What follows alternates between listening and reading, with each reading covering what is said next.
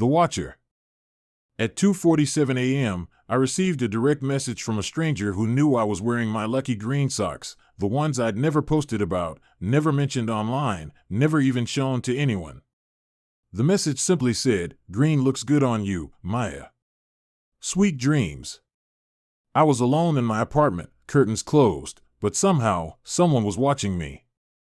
And that was just the beginning of 3 months that would make me question everything I thought I knew about privacy, safety, and how well a stranger could know you without ever meeting you. My name is Maya Chen, and I'm a 23-year-old social media manager living in downtown Portland. I thought I understood the internet, thought I knew how to stay safe online. I was wrong about everything. Chapter 1: The First Message. I should have trusted my instincts when I first saw the username at SilentWatcher47. It appeared in my Instagram DMs on a Tuesday evening while I was editing photos from my weekend hiking trip. The profile had no posts, no followers, no following, just a generic avatar and a creation date from 3 days earlier. The message was simple: "Beautiful sunset at Multnomah Falls yesterday. You have a good eye for photography." Nothing unusual about that, right? Except I hadn't posted any photos from Multnomah Falls. I'd taken dozens of pictures there on Sunday, but I'd only uploaded 3 photos to my Instagram story, and none of them showed the sunset. I screenshotted the message and sent it to my best friend Jess with a confused emoji. "Probably just confused you with someone else," she texted back. "Block them if it's weird." But I didn't block them. Maybe it was curiosity, maybe it was the part of me that managed social media for a living and was always interested in understanding online behavior. Whatever it was, I decided to respond. "Thanks. But I didn't post any sunset photos from there." The reply came within minutes: "No, but you took 47 photos between 6:23 and 6:31 p.m.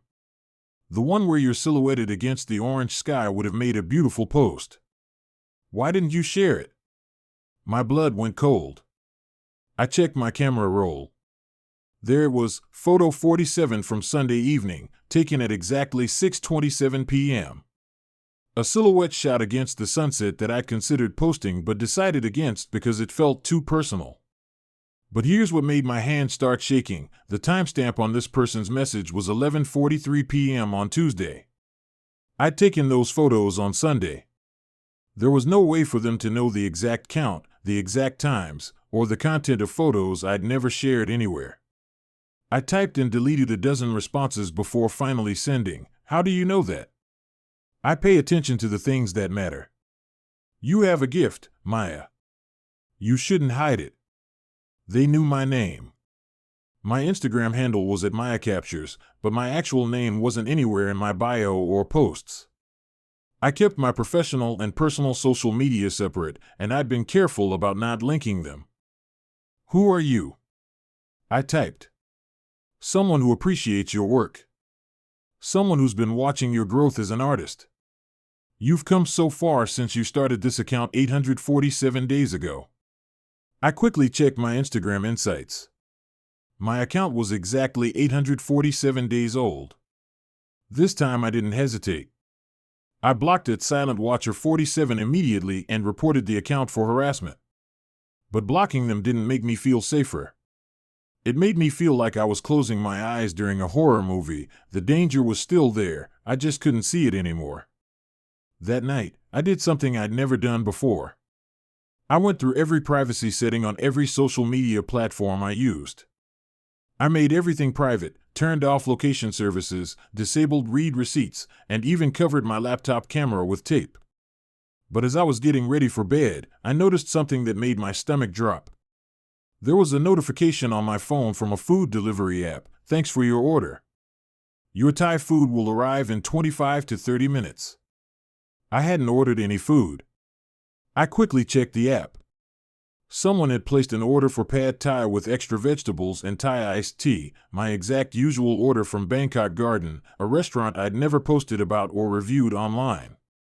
The delivery address was my apartment, and the payment method was listed as cash on delivery. I canceled the order immediately and changed all my passwords, but the message was clear: Blocking at Silent Watcher 47 on Instagram hadn't stopped them from accessing other aspects of my digital life. They knew where I lived, what I liked to eat, and somehow they had enough information about me to place orders in my name. That's when I realized this wasn't just some random internet creep. This was someone who had been studying me, collecting information about my habits and preferences, building a detailed profile of my life. But here's what terrified me most: they seemed to know things about me that I'd never shared online anywhere. Chapter 2: The Escalation.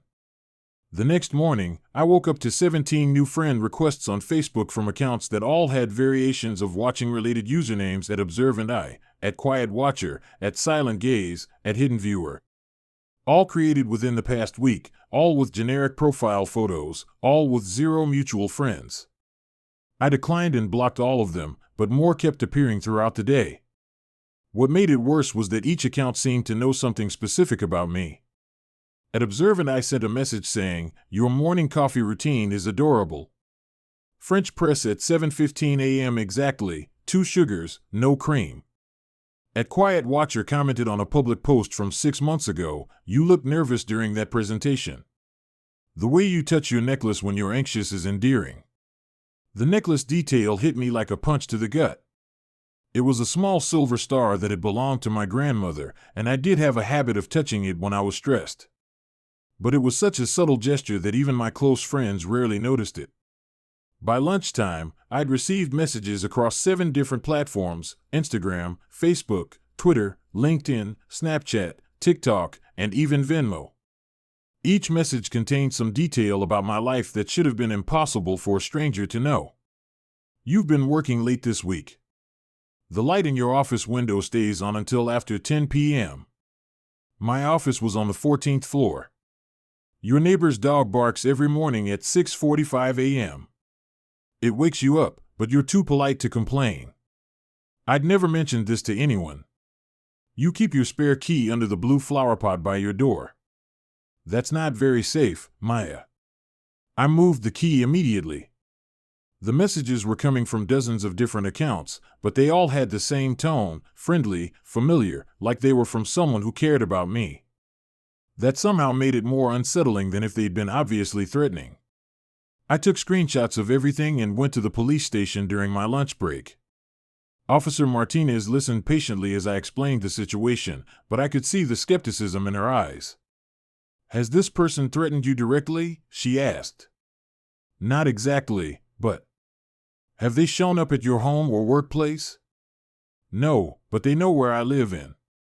"I understand this is concerning," Officer Martinez said gently, "but online harassment is difficult to prosecute unless there are explicit threats or evidence of stalking behavior that extends to real life.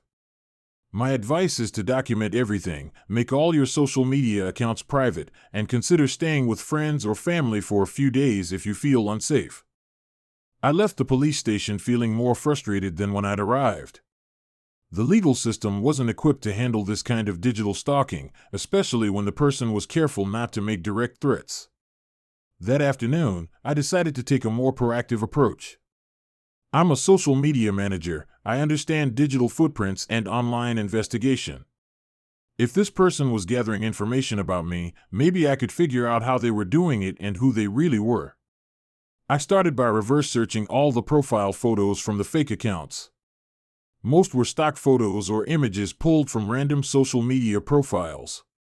But one photo, from an account called @AlwaysWatching23, came back with interesting results. The image had been used on a fake LinkedIn profile for someone claiming to be a digital privacy consultant in Portland.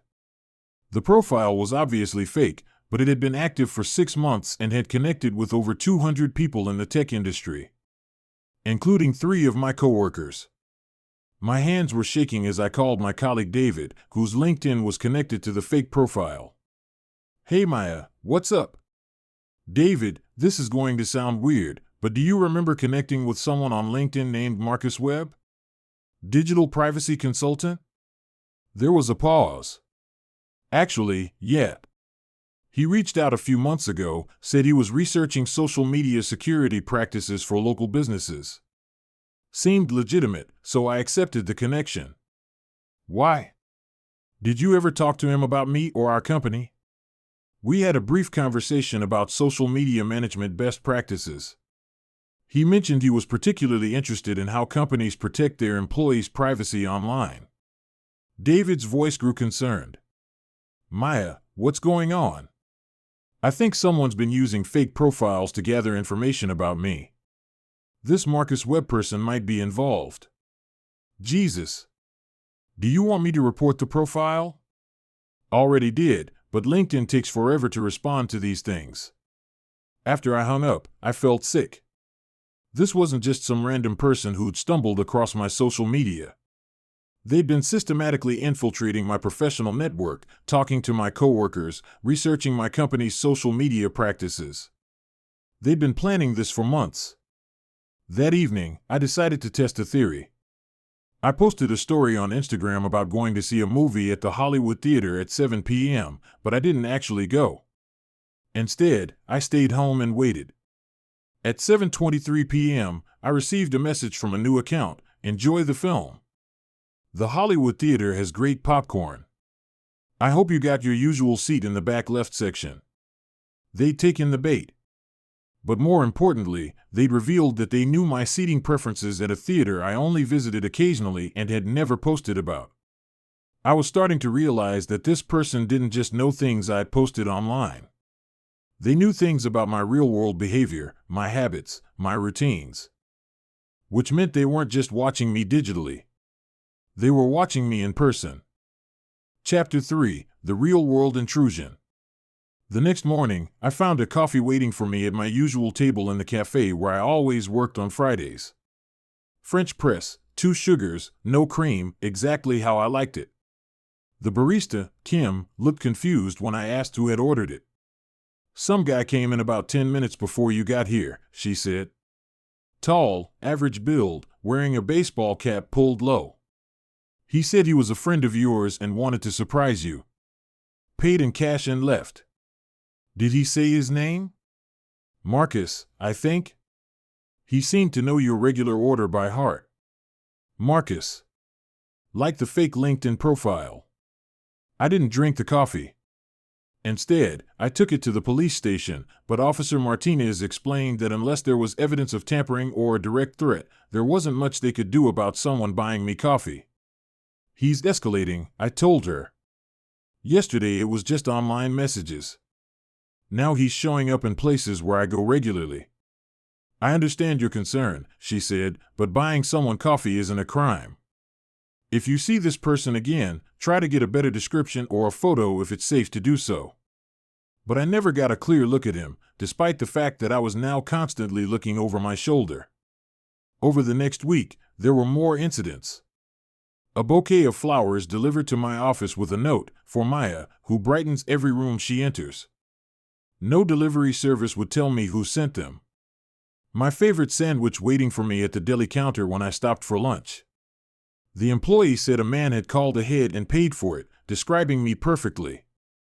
A book I'd mentioned wanting to read in a private text message to my sister, left on my car windshield in my office parking garage. Each incident was technically innocent, gifts, really, but the implication was terrifying. This person knew my schedule, my routes, my preferences. They were always one step ahead of me, anticipating where I'd be and what I'd want. But here's what really made my skin crawl: the online messages had stopped being friendly. "You seem tense lately, Maya. All this looking over your shoulder isn't good for your mental health. I noticed you changed your coffee shop routine. The new place on Morrison has terrible coffee. You should go back to your usual spot.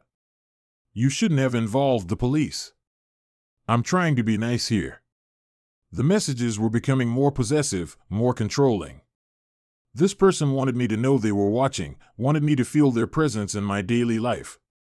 I started varying my routines, taking different routes to work, going to new restaurants and shops. But somehow, they always seemed to know where I was. One evening, I was having dinner with Jess at a Vietnamese restaurant we'd never been to before, in a neighborhood across town from where I lived and worked. I'd chosen it specifically because it was somewhere my stalker couldn't possibly predict I'd go. Halfway through our meal, the server brought over a dessert we hadn't ordered. "From the gentleman at the bar," she said, pointing to the bar area. I turned to look, but there was no one sitting at the bar who matched Kim's description of the man from the coffee shop. "Which gentleman?" Jess asked. The server looked confused. He was just there a moment ago." "Tall guy in a baseball cap?" "He said it was for the table with two young women, that you'd know who it was from." Jess and I left immediately, but as we were walking to our cars, my phone buzzed with a new message. "The mango sticky rice at Saigon Kitchen is their best dessert. You should have stayed to try it. Also, your friend Jess drives too fast. She should be more careful on these dark streets." I called Jess immediately. "Drive straight to the police station. Don't go home, don't stop anywhere. I think he's following you." "Maya, you're scaring me. He just sent me a message about your driving. He's watching us right now." This time, when I showed up at the police station with evidence that my stalker was now targeting my friends, Officer Martinez took me more seriously. "We can't do much about the online harassment," she said, "but following you to multiple locations and tracking your friends could constitute stalking behavior. I'm going to open a case file and assign a detective to investigate." Detective Sarah Wong met with me the next day and had me walk through everything that had happened over the past 2 weeks. She was more knowledgeable about digital crimes than Officer Martinez had been. "This person has access to either your location data or they're conducting physical surveillance," she said. "Have you noticed the same vehicle following you? Anyone who seems to be in multiple locations where you go?" "I've been looking, but I haven't seen anyone obvious. They might be using multiple people, or they could be very good at blending in. In the meantime, I want you to consider staying with friends or family while we investigate. And install a security app on your phone that tracks your location. If someone else is tracking you, we need to figure out how." That night, I stayed with Jess in her apartment across town. I felt safer there, surrounded by her roommates and in a location my stalker couldn't have predicted. But at 3:17 a.m., my phone buzzed with a message that made me realize nowhere was truly safe. "Jess has nice friends. The one in the blue pajamas left her window open on the second floor. That's not very secure. Sweet dreams, Maya." Someone was outside Jess's building, watching the windows, counting the people inside. And they wanted me to know it. Chapter 4: The Investigation. The next morning, Detective Wong arrived at Jess's apartment with a cybercrime specialist named Agent Torres from the FBI.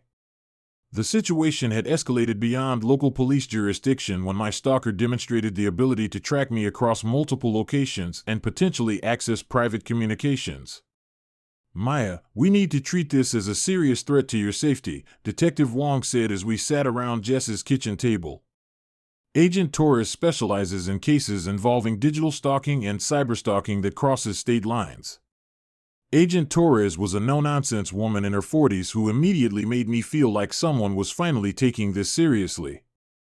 "I've reviewed the evidence you've provided," she said, pulling out a tablet. "This person's behavior shows sophisticated knowledge of surveillance techniques and digital tracking. They're not just some random internet troll." "What do you mean?" I asked. "First, they're using OSINT, open source intelligence gathering.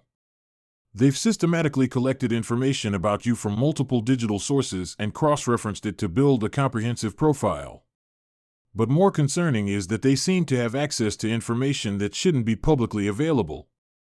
Agent Torres showed me a timeline she'd created of all the incidents. "Look at the pattern," she said. "They knew about photos you took but didn't post. They knew your exact coffee order at a restaurant you'd never reviewed online. They knew your seating preferences at a theater. Either they've been conducting physical surveillance for months, or they have access to data they shouldn't have." "Like what kind of data?" "Location services, for one. Even with privacy settings enabled, many apps continuously track your location. If someone gained access to your Google account, your Apple ID, or even your carrier's location services, they could see everywhere you go." The thought made me feel sick. "But I changed all my passwords." "That might not be enough if they installed malware on your devices before you changed them." Agent Torres, can you run a security scan on Maya's phone and laptop? While Agent Torres connected my devices to her diagnostic equipment, Detective Wong asked me to walk through my typical daily routines in detail. I want to understand their methods, she said. How are they predicting where you'll be? As I described my habits, the coffee shop on Fridays, the grocery store on Sunday mornings, the gym on Tuesday and Thursday evenings, I realized how predictable my life had become. Most people follow patterns, Detective Wong observed. Work, home, familiar restaurants, regular exercise routines. If someone watches you for even a few weeks, they can predict your behavior with startling accuracy. But what about last night? I asked. I'd never been to that Vietnamese restaurant before. How could they have known I'd be there? Agent Torres looked up from my laptop. That's what worries me most about this case. Maya, did you and Jess discuss dinner plans over text, email, or any digital platform? We talked about it on the phone, I said. When and where? Yesterday afternoon. I called her from my office. Was your office phone or your cell phone? Cell phone.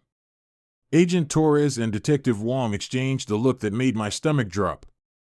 Maya, Agent Torres said carefully, I'm finding some concerning indicators on your devices. Your phone shows signs of potential surveillance software, and your laptop has some unusual network activity logs. What does that mean? It means someone may have installed spyware on your devices. They could potentially access your calls, texts, emails, photos, and even activate your camera and microphone remotely. The room started spinning. Someone had been inside my phone, listening to my conversations, watching through my camera, reading my private messages. How long? I whispered. Based on the network logs, potentially several months. But here's what's really sophisticated about this: the malware is designed to be nearly undetectable. Most people would never know it was there. How did it get on my devices? Several ways. Malicious email attachments, compromised websites, even fake software updates. Or someone with physical access to your devices could have installed it directly. I thought about all the times I'd left my phone unattended at coffee shops, at work, even at friends' houses.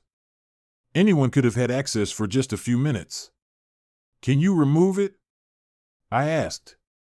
We can, but first we want to use it to our advantage. If we remove the spyware immediately, your stalker will know we're investigating and might disappear or escalate their behavior. Instead, we want to feed them false information and try to trace the connection back to their location. Detective Wong leaned forward. Maya, we're going to ask you to do something that might feel uncomfortable. We want you to continue your normal routines for a few more days while we monitor the spyware and try to track its source. But you'll have undercover protection at all times. You want me to be bait? You already are bait, Agent Torres said bluntly. This person has been watching you for months, and they're escalating. Our choice is to let them continue escalating until they make a mistake, or we can try to control the situation and gather evidence. What if they try to approach me directly? That's what we're hoping for, Detective Wong said. We'll have agents positioned everywhere you go. If this person makes any move toward physical contact, we'll be ready. It was terrifying, but it was also the first time since this started that I felt like I had any control over the situation. What do I need to do? Chapter 5, The Sting. The plan was elegant in its simplicity. Agent Torres would feed false information through my compromised devices while monitoring all digital communications. Detective Wong would coordinate physical surveillance teams to track anyone who showed up at locations where I was supposed to be. We're going to make your stalker come to us, Agent Torres explained. But first, we need to understand more about who we're dealing with. She showed me a profile they'd been building based on the behavioral evidence. This person is highly organized, patient, and technically sophisticated. They've been planning this for months, which suggests obsessive behavior rather than impulsive actions. They have knowledge of surveillance techniques and access to advanced spyware, which indicates either professional training or significant technical skills. Professional training? I asked. private investigator, security specialist, or someone with a background in law enforcement or military intelligence.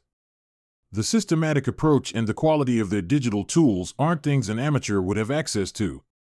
That was somehow more terrifying than thinking it was just some random creep. This person had skills, resources, and experience. The good news, Detective Wong added, is that professionals often have patterns and habits that make them predictable once you understand their methods. For the next 3 days, I followed a carefully orchestrated routine while teams of undercover agents watched from multiple positions. Agent Torres fed false information through my devices, creating fake plans and schedules to see how quickly my stalker would respond. The response was immediate and sophisticated. When Agent Torres sent a fake text to Jess about meeting for lunch at a restaurant downtown, someone was watching the restaurant within an hour. When she created a fake calendar entry about a doctor's appointment, a man in a baseball cap was spotted in the medical building's parking garage. They're not just monitoring your communications, Agent Torres told me during our evening debrief. They're conducting active surveillance based on the information they gather. And they're very good at it. Chrome extension //diveWalkJHOEonflidipap/assets/logo 035E636P.png. Have you gotten a clear look at them? Several times, but they're using different disguises and possibly multiple people. Baseball caps, sunglasses, hoodies, classic surveillance countermeasures. And they're staying just far enough away that our photos aren't clear enough for facial recognition. But on Thursday evening, we got our break. Agent Torres had created a fake social media post about me attending an art gallery opening downtown. It was the kind of cultural event that matched my interests, and she'd made sure to include specific details about the time and location. I wasn't actually going to the gallery. Instead, I was safely hidden in a hotel room with Agent Torres, watching multiple surveillance feeds as undercover agents positioned themselves around the gallery. At 7:30 p.m., exactly when the fake event was supposed to start, a man in dark clothing approached the gallery entrance. He lingered outside for several minutes, checking his phone repeatedly, before entering the building. "That's him," Agent Torres said, watching the feeds. "Same height and build as the previous sightings. Let's see what he does when he realizes you're not there." The man spent about 20 minutes inside the gallery, obviously looking for me. When he didn't find me, he came back outside and made a phone call. That's when Agent Torres's equipment lit up with activity. "The spyware on your phone just received a data request," she said excitedly. "Someone's trying to access your real-time location. The call he just made was to check if you're really where you're supposed to be. Can you trace it?" "I'm trying, but..." "This is interesting. The connection is bouncing through multiple proxy servers and VPNs. This person really knows what they're doing." While Agent Torres worked on tracing the digital connection, Detective Wong coordinated the physical surveillance team to follow the man from the gallery. "Units 3 and 7, target is leaving the gallery and heading north on Park Avenue," she spoke into her radio. "Maintain visual contact but keep your distance." For 20 minutes, they followed him through downtown Portland. He walked casually, stopping occasionally to look in shop windows or check his phone, but it was clear he was conducting counter-surveillance, checking to see if anyone was following him. "This guy has training," Detective Wong muttered. "Look how he's using reflective surfaces to check behind him."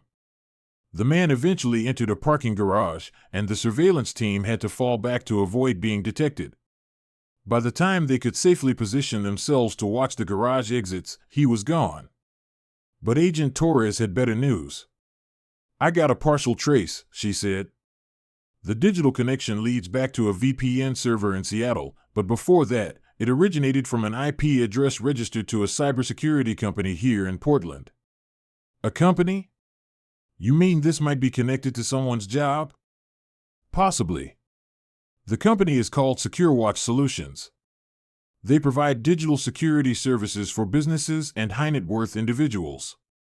Detective Wong immediately ran a background check on SecureWatch Solutions while Agent Torres dug deeper into their digital footprint. Founded 3 years ago by Marcus Webb, Detective Wong read from her computer. 34 years old, former military intelligence, specializes in personal security and surveillance detection. Marcus Webb. The same name that had been used on the fake LinkedIn profile and at the coffee shop. Is that our guy? I asked. It's looking that way, Agent Torres said. But we need more evidence before we can get a warrant. The fact that the digital traces lead back to his company isn't enough. He could claim someone else used his systems. So what do we do now? Detective Wong smiled grimly. Now we get creative.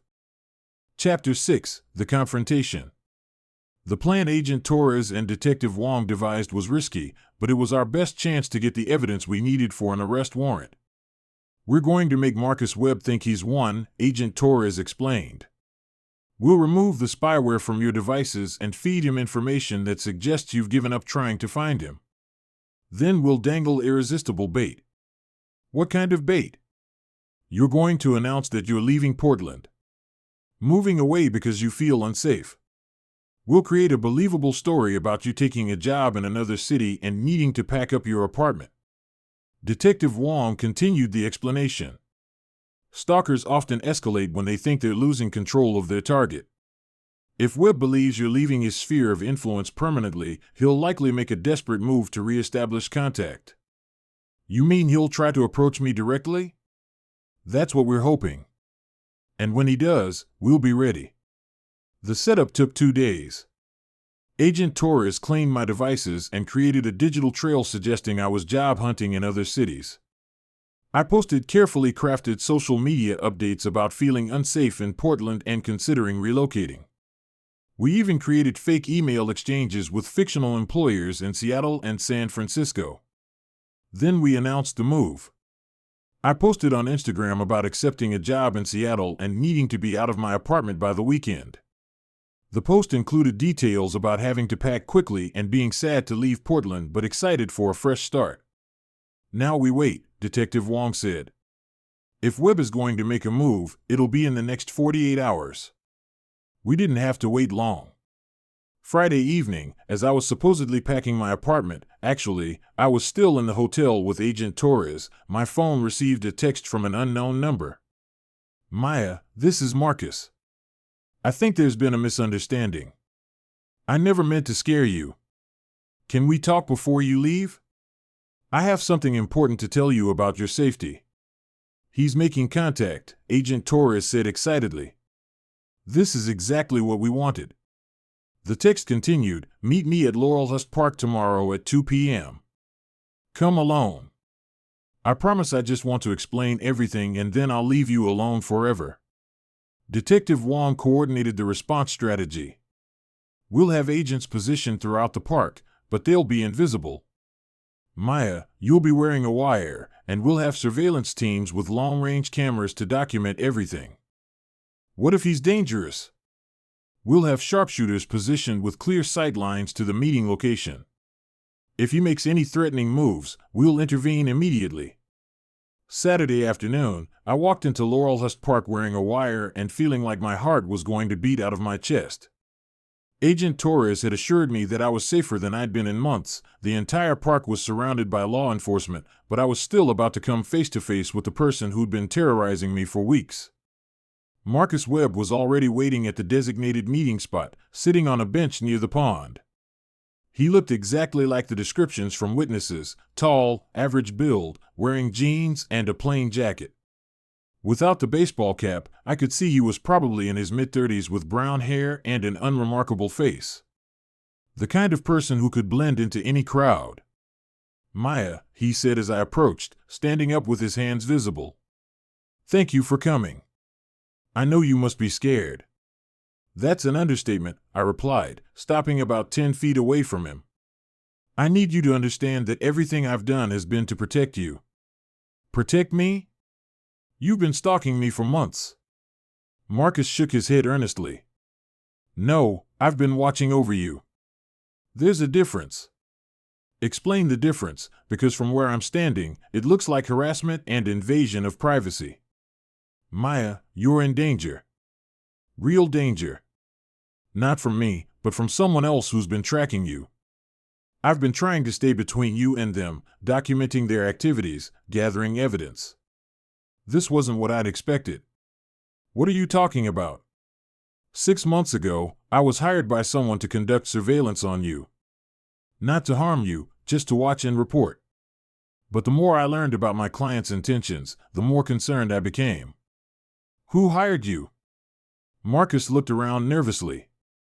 I can't say here. It's not safe. But I have evidence, photos, recordings, documents.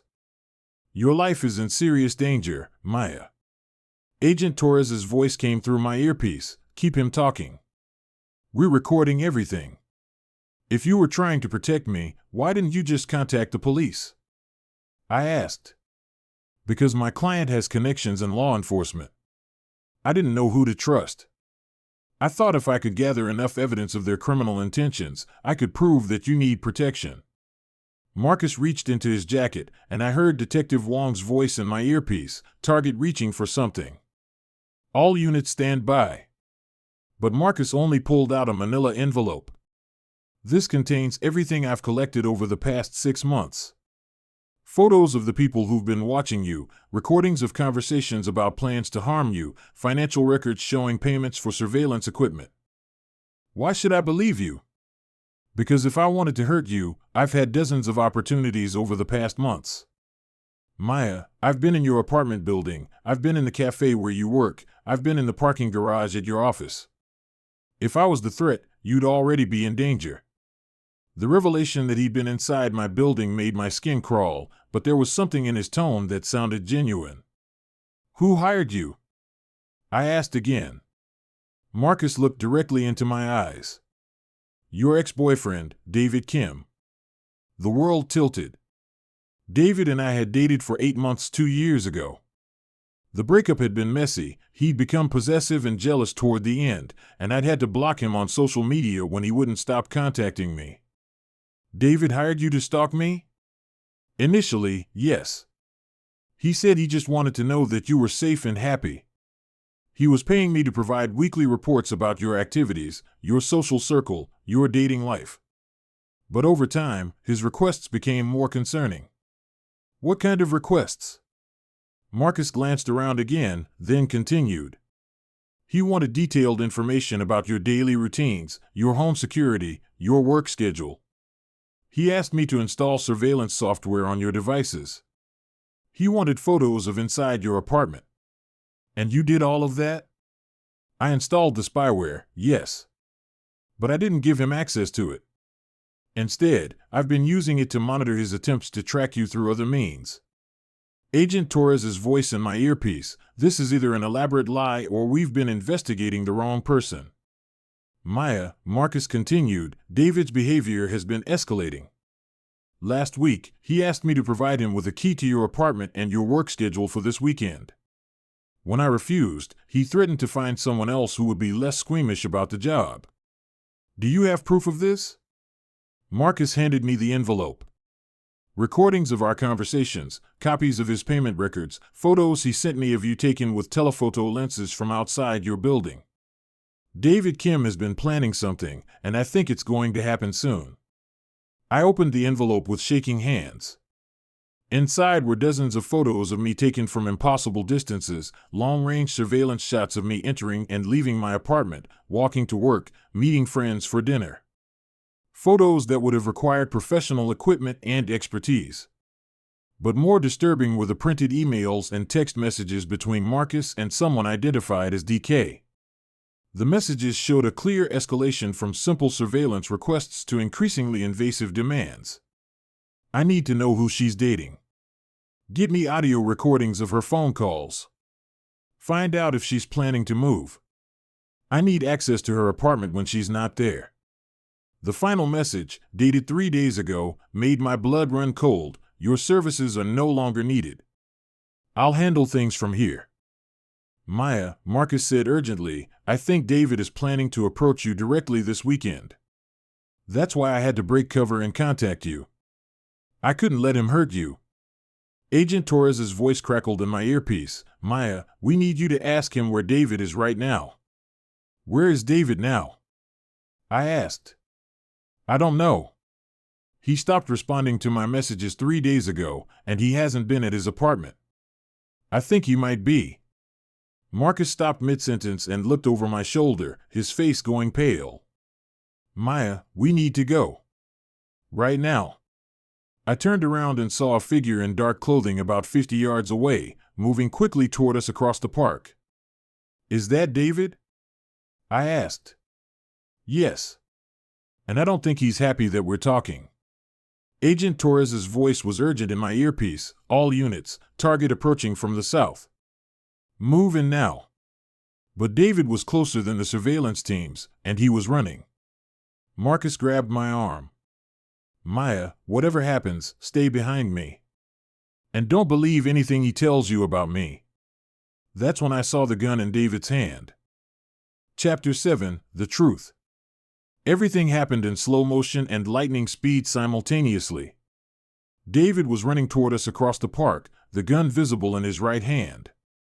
Marcus pushed me behind a large oak tree and pulled out his own weapon. Apparently, private security investigators came prepared.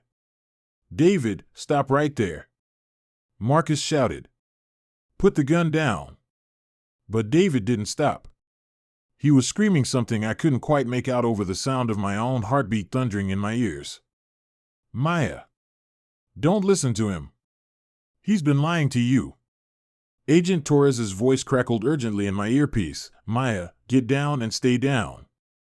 Tactical teams are moving in. I crouched behind the tree, my entire body shaking as I heard multiple sets of footsteps running across the park from different directions. The surveillance teams were converging, but David was still getting closer. Maya, he's not trying to protect you. David yelled, now about 30 yards away. Marcus has been obsessed with you for months. I hired him to do a simple background check, and he became obsessed. That's not true, Marcus called back, keeping his gun trained on David while using the tree as cover. David, you know what you asked me to do. You know what you were planning. I was planning to protect her from you. The FBI tactical team appeared from behind a cluster of trees about 50 yards to our left, moving in formation with weapons drawn. But David was too close to us for them to safely take a shot. Sir, drop your weapon, one of the agents shouted through a megaphone. FBI. Drop your weapon and get on the ground. David spun toward the FBI agents, wildly waving his gun. You don't understand. Marcus Webb has been stalking Maya Chen for months. I have evidence. David, stop. I shouted from behind the tree. Just put the gun down and we can talk about this. Maya, I've been trying to protect you. David's voice was breaking now, desperate and panicked. When I hired Marcus to check on you after our breakup, I just wanted to make sure you were safe. But he became obsessed. He started following you everywhere, taking pictures, breaking into your apartment. Marcus kept his gun steady. David, show them the messages. Show them what you asked me to do. The messages were fake. He created fake conversations to make it look like I was the one escalating. Maya, I've been trying to gather evidence of his stalking to take to the police. My mind was reeling. One of these men was lying, but which one? The envelope Marcus had given me contained what looked like damning evidence against David. But David sounded genuinely terrified and desperate. Maya, Marcus said without taking his eyes off David, ask him about the key. Ask him why he wanted a key to your apartment. I never asked for a key. David shouted. Marcus, show her the real messages. Show her what you've been doing. David reached into his jacket with his free hand, and immediately every gun in the park swung toward him. Don't move, the FBI agent shouted. I'm just getting my phone. David cried. I have the real conversations. I can prove Marcus has been lying. David, don't reach for anything, I called out. The agents will shoot you. But David was beyond rational thought. He pulled out his phone and held it up. Maya, I have screenshots of Marcus's real messages. He's been planning to kidnap you. He's been obsessed with you since college. College? David and I had dated 2 years ago, but we'd met in college 5 years ago. We'd been in the same psychology program. Marcus, I said carefully, did you know me in college? There was a long pause before Marcus answered. Yes. My blood turned to ice. How well did you know me? We had classes together. I had a crush on you. But you never noticed me. Oh my God, I whispered. The pieces were starting to come together in a way that made me feel sick. Marcus had known me in college. He'd had a crush on me that I'd never been aware of. When David hired him to check on me, it had given him the perfect excuse to insert himself into my life. Marcus, I said, my voice shaking, how long have you really been watching me? Maya, it's not what you think. How long? Since college, he admitted quietly. But I never meant any harm. I cared about you. And when David hired me, I realized how much danger you were in from him. Danger from David? Or did you create that danger to justify your obsession?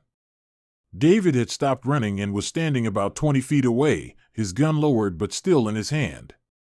The FBI agents had surrounded us but were holding their positions, apparently realizing that this was more complicated than a simple armed confrontation. Maya, check the dates on those documents, David called out. Check when Marcus claims I made those requests. I can prove I was out of the country for most of that time. I looked at the envelope Marcus had given me. The printed emails and messages were all dated within the past 6 months, but they were formatted strangely, not like screenshots of real conversations, but like documents that had been created in a word processor. Marcus, are these real? I asked, holding up the papers. They represent the substance of our conversations. That's not what I asked. Are these actual screenshots of real messages, or did you create these documents? Marcus was quiet for too long. He created them, David said, his voice heavy with exhaustion. Maya, I did hire Marcus 6 months ago to do a background check on you. But it was for legal reasons. My lawyer needed it for an unrelated case involving my business. I never asked him to stalk you or install spyware or break into your apartment. Then how do you explain all the surveillance, the messages, the gifts? I asked. Because Marcus has been doing all of that and blaming it on me, David replied. Maya, ask him about the coffee shop. Ask him how he knew your exact order. I turned to Marcus. How did you know my coffee order? David told me. No, David interrupted. I haven't spoken to you about Maya's personal preferences. I hired you to verify her employment and address for legal paperwork. That's it. Marcus's story was falling apart, and I could see the desperation in his eyes. Maya, you have to understand, Marcus said. I've been in love with you since college. When David hired me, it felt like fate giving me a second chance. I thought if I could show you how much I cared, if I could protect you from danger. You created the danger, I said, the full horror of the situation finally becoming clear. You've been stalking me for months and framing David for it. I never wanted to scare you. You broke into my apartment. You installed spyware on my devices. You've been watching me through my own camera. Marcus took a step toward me, and immediately David raised his gun again. Stay away from her. David shouted. David, put the gun down, I said. Let the FBI handle this. But something in Marcus's expression had changed. The mask of the concerned protector was slipping away, revealing something much darker underneath. Maya, you don't understand, Marcus said, his voice taking on a possessive edge. We belong together. I've spent 5 years learning everything about you, understanding you better than anyone else ever could. I know what you need, what makes you happy, what scares you. What scares me is you, I said. Marcus's face contorted with anger. David doesn't care about you. He dated you for 8 months and then forgot about you. I've been devoted to you for 5 years. That's not devotion, Marcus. That's obsession. Call it whatever you want, Marcus said, raising his gun toward David. But I'm not letting him take you away from me again. Marcus, don't. I screamed. But Marcus was beyond reason. He fired a shot that went wide, sending David diving for cover behind a park bench. The FBI agents immediately opened fire. Chapter 8: The Aftermath. Marcus Webb died in Laurelhurst Park at 2:47 p.m. on a Saturday afternoon, killed by FBI agents who had no choice but to stop him before he could hurt anyone else. David Kim was arrested and held for questioning, but released 18 hours later when the FBI's digital forensics team confirmed his story. The spyware on my devices had been installed and controlled by Marcus, not David. The fake documents Marcus had shown me were created on his computer. The surveillance photos had been taken with equipment registered to his company. Most damning of all, they found thousands of photos of me on Marcus's computers dating back 5 years. Photos taken with telephoto lenses from outside my dorm in college, my various apartments, my workplace, restaurants where I'd eaten, stores where I'd shopped. He'd been documenting my entire adult life without my knowledge. This is one of the most comprehensive stalking cases we've ever seen, Agent Torres told me during my final interview. Marcus Webb spent 5 years building a detailed profile of your life, your habits, your relationships. When David hired him 6 months ago, it gave him the perfect cover to escalate his surveillance. How did he access my apartment? I asked. He had keys made. We found copies of your apartment key, your office key, even your car keys in his possession. He'd been entering your apartment regularly when you weren't home, going through your belongings, sometimes moving things just slightly to see if you'd notice. The thought made me feel violated in ways I couldn't even articulate. How long had he been doing that? Based on the evidence we found, probably since you moved into your current apartment 18 months ago. He'd installed microcameras in your bedroom and living room. I spent 2 hours throwing up after that revelation. The FBI's investigation revealed that Marcus had been planning something much worse than surveillance. They found detailed floor plans of my apartment building, research into security systems, and a collection of drugs that could be used to incapacitate someone. We believe he was planning to kidnap you, Detective Wong explained. The fake documents he created about David were meant to convince you that David was the threat, so you'd turn to Marcus for protection. He was setting up a scenario where you'd willingly go with him to a secondary location. A secondary location? He'd rented a cabin in the Cascade Mountains under a false name. Fully stocked with supplies, soundproofed, no cell phone reception. If his plan had worked, no one would have found you. The investigation also revealed that David's story was completely true. He'd hired Marcus 6 months ago to conduct a simple background check for legal reasons related to his business. When David noticed that Maya seemed upset and paranoid, he'd started asking Marcus questions about whether she seemed safe and happy. David actually saved your life, Agent Torres told me. When he realized that Marcus was still surveilling you after the background check was completed, he started investigating Marcus's activities. That's why he showed up at the park with a gun. He discovered evidence that Marcus was planning something and was trying to stop him. David visited me in the hospital the day after the shooting. I'd been admitted for observation due to severe anxiety and panic attacks following the revelation of how extensively I'd been stalked. Maya, I am so sorry, he said, sitting in the uncomfortable hospital chair beside my bed. If I hadn't hired him, none of this would have happened. It's not your fault, I told him. Marcus had been stalking me for years before you ever contacted him. Hiring him just gave him a better excuse. Still, I should have done more research into his background. I should have noticed the red flags. What red flags? He knew too much about you from the beginning. When I first contacted him about doing a background check, he immediately knew who you were, said he'd gone to school with you.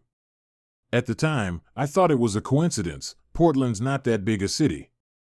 But looking back, it was suspicious that he'd remembered you so clearly from college. David shifted uncomfortably in his chair. Maya, there's something else you should know. About our breakup. What about it? I didn't just become possessive and jealous for no reason. I started noticing that someone was following you, taking pictures of you. I tried to tell you, but you thought I was being paranoid and controlling. I remembered those final months of our relationship. David had become increasingly concerned about my safety, insisting that someone was watching me, suggesting I change my routines and be more careful about my privacy. I thought he was being possessive and trying to control my behavior. You were trying to protect me from Marcus. I was, but I didn't know it was Marcus at the time. I just knew someone was stalking you, and I was frustrated that you wouldn't take it seriously. That's why I became so controlling. I was scared for you. And I broke up with you because I thought you were the problem. David nodded sadly. When you blocked me on social media and cut off contact, I hired Marcus to make sure you were safe. I thought if I couldn't protect you myself, at least I could hire someone to watch out for you. The irony was devastating. David had hired my stalker to protect me from my stalker, not knowing they were the same person. David, I'm sorry I didn't believe you. Don't apologize. Marcus was very good at hiding his activities. Even I didn't realize the truth until a few weeks ago when I started noticing discrepancies in his reports. What kind of discrepancies? He'd tell me you seemed happy and safe, but then I'd see social media posts where you looked stressed or worried. He'd report that you were maintaining normal routines, but I'd notice you'd changed your habits. It didn't add up. So you started investigating him? I hired a different private investigator to look into Marcus's background. That's when I discovered he'd been stalking you since college and that most of the surveillance equipment he claimed to be using to protect you was actually being used to spy on you.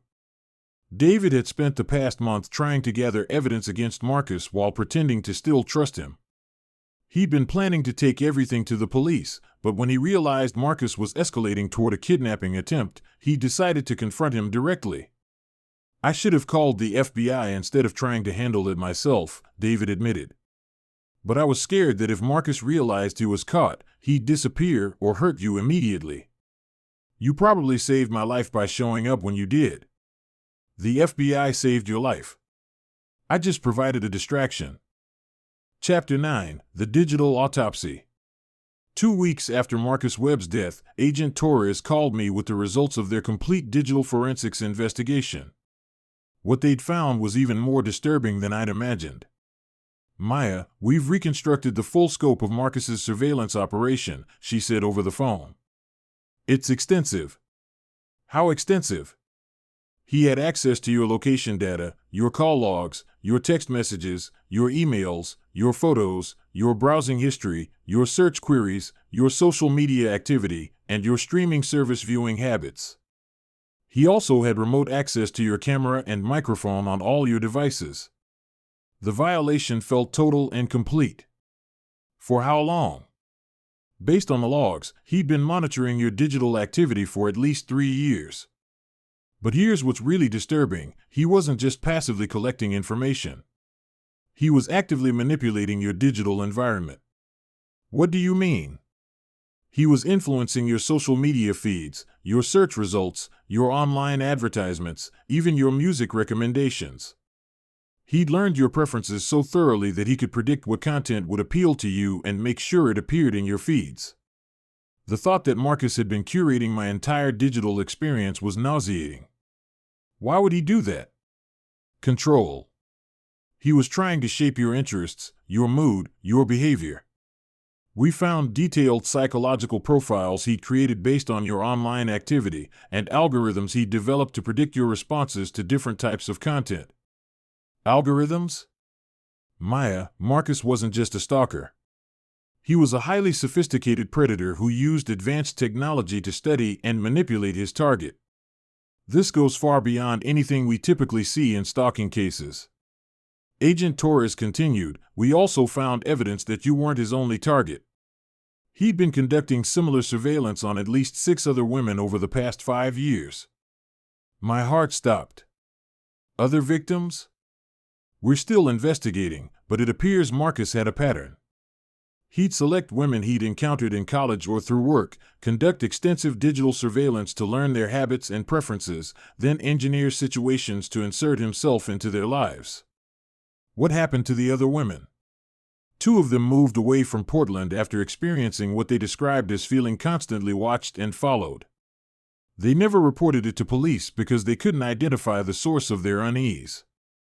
One woman filed a restraining order against an ex-boyfriend who she believed was stalking her, but based on the evidence we've found, it was probably Marcus, and the ex-boyfriend was innocent. And the others? We're still trying to locate them. Marcus kept detailed files on all his targets, including information about their families, their work schedules, their travel plans. We're concerned that some of them may have been victims of more serious crimes. The FBI's investigation into Marcus's activities would eventually uncover a network of surveillance and manipulation that spanned multiple states. He'd used his legitimate security business as cover for increasingly sophisticated stalking operations, developing new technologies and techniques for invasive surveillance. The tools Marcus developed for stalking could theoretically be used by anyone, Agent Torres warned me. We're working with cybersecurity companies to identify and close the vulnerabilities he exploited, but the reality is that motivated stalkers with technical skills pose an evolving threat. What can people do to protect themselves? Regular security audits of all devices, awareness of social engineering tactics, varied and unpredictable routines, and most importantly, trusting their instincts when something feels wrong. The investigation also revealed that Marcus had been planning to expand his operation. They found business plans for a company that would provide personal security services to wealthy clients, essentially a front for conducting legal surveillance on behalf of paying customers. He was monetizing stalking, Agent Torres explained, creating a business model around the systematic violation of privacy. The scope and sophistication of Marcus's operation had implications far beyond my individual case. The FBI used their findings to brief other law enforcement agencies about emerging stalking technologies and techniques. Marcus Webb had essentially pioneered a new category of digital predator. But for me, the most disturbing revelation was how completely he'd infiltrated my life without my knowledge. For 3 years, I'd been living in a surveillance state of one, watched and studied and manipulated by someone I'd barely remembered from college. Maya, Agent Torres said at the end of our conversation, I want you to know that what happened to you wasn't your fault. Marcus used sophisticated tools and techniques that most people wouldn't recognize or defend against. You couldn't have known. But knowing it wasn't my fault didn't make the violation feel any less complete. Chapter 10, The Recovery. 6 months after Marcus Webb's death, I was still learning how to live without the constant feeling of being watched. The FBI had cleaned all the spyware from my devices and helped me implement comprehensive digital security measures, but the psychological recovery was more complex. I'd developed what Dr. Sarah Martinez, my trauma therapist, called hypervigilance around technology. It's normal to feel paranoid about digital privacy after what you experienced, she told me during one of our sessions. Your sense of safety in digital spaces was profoundly violated. It will take time to rebuild trust. I'd moved to a new apartment with state-of-the-art security systems, changed all my phone numbers and email addresses, and created entirely new social media profiles. But I still found myself checking over my shoulder constantly, examining every stranger's face to see if they seemed too interested in me. The hardest part was the retroactive violation, knowing that for years, my most private moments had been observed and recorded by someone who felt entitled to my life. Marcus had watched me through my own devices as I cried, as I celebrated, as I talked to friends and family, as I dated other people. He'd been an invisible presence in my most intimate moments. The violation is real, Dr. Martinez acknowledged. But it's important to remember that your life belongs to you. Marcus may have observed your experiences, but he didn't own them. Your emotions, your relationships, your growth as a person, those things remain yours. David and I had started dating again, cautiously and with extensive couples therapy to work through the trauma and mistrust that Marcus's manipulation had created between us. It turned out that most of our relationship problems had been caused by Marcus's interference. David's growing paranoia about my safety had been justified, and my feeling that someone was watching me had been accurate. We're essentially starting over, David said during one of our couples sessions. Learning to trust each other without the background noise of someone manipulating the situation. It was strange to discover that our original relationship had been healthier than either of us had realized. Marcus's surveillance and psychological manipulation had created problems that hadn't existed naturally between us.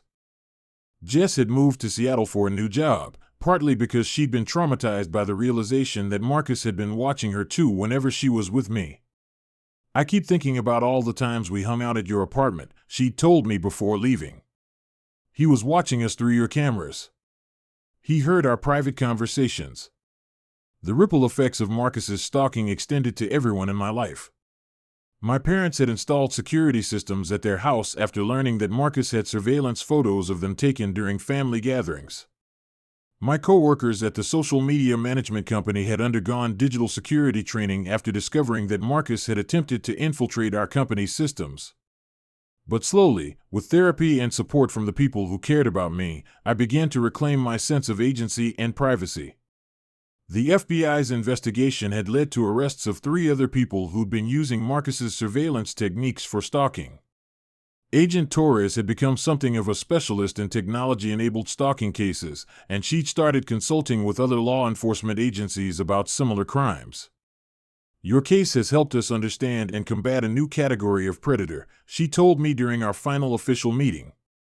"The evidence we gathered from Marcus's operation has been used to train investigators across the country. I'm glad something positive came out of it. Maya, I want you to know that your courage in participating in the sting operation probably saved other women from becoming victims.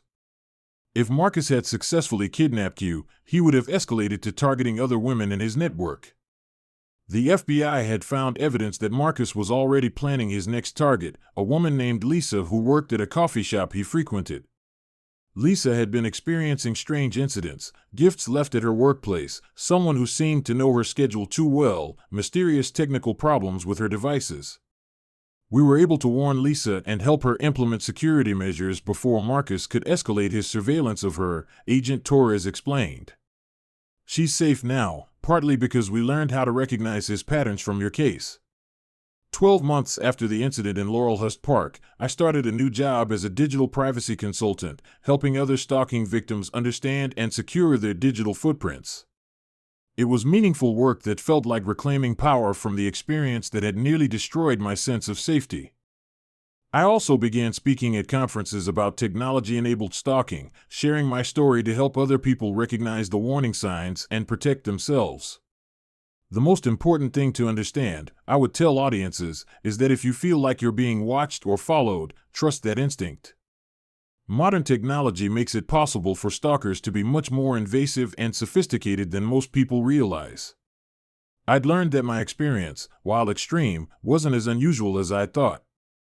Thousands of people were living with similar violations of their privacy, many without realizing the full scope of how they were being surveilled. But I'd also learned that it was possible to reclaim your life after such a comprehensive violation. It required help from experts, support from loved ones, and a commitment to healing that went beyond just removing spyware and changing passwords. Recovery from stalking isn't just about achieving physical safety, Dr. Martinez had told me. It's about rebuilding your sense of autonomy, your trust in your own perceptions, and your belief that you have the right to privacy and safety. The digital world would never feel completely safe to me again, but it no longer felt like enemy territory. I'd learned to navigate it with awareness and caution, but also with the knowledge that I had the tools and support system to protect myself. Marcus Webb had tried to steal my life by infiltrating every aspect of it. But in the end, understanding the full scope of his violation had given me the knowledge and determination to take my life back. And this time, I was keeping it. Epilogue, 2 years later. Today marks exactly 2 years since I woke up to find a stranger on the internet who knew I was wearing green socks I'd never posted about. As I write this, I'm sitting in my home office, a room with windows that face an inner courtyard, walls that I've checked for listening devices, and computer equipment that gets regular security audits. I'm not the same person I was before Marcus Webb entered my life. I'm more cautious, more aware of how much information I share and with whom. But I'm also stronger, more confident in my ability to protect myself, and more committed to helping other people do the same. David and I got married 6 months ago in a small, private ceremony with security that would have impressed the Secret Service. We're expecting our first child in the spring, and we've already started planning how to protect our family's digital privacy from the moment our daughter is born. The digital privacy consulting business I started has grown beyond anything I imagined. We now have 12 employees and contracts with law enforcement agencies, corporations, and individual clients across the country. We specialize in cases involving technology-enabled stalking, and we've helped hundreds of people reclaim their digital security. Last month, I testified before Congress about the need for stronger laws regarding digital stalking and surveillance. The Marcus Webb case has become a landmark example of how existing privacy laws are inadequate to address modern stalking techniques.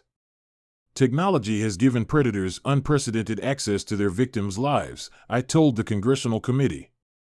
But it's also given us unprecedented tools to fight back, if we know how to use them. The FBI's investigation into Marcus's surveillance network eventually led to the discovery of a broader community of people who were sharing stalking techniques and technologies online. Law enforcement agencies have shut down several of these networks and arrested dozens of people involved in technology-enabled stalking.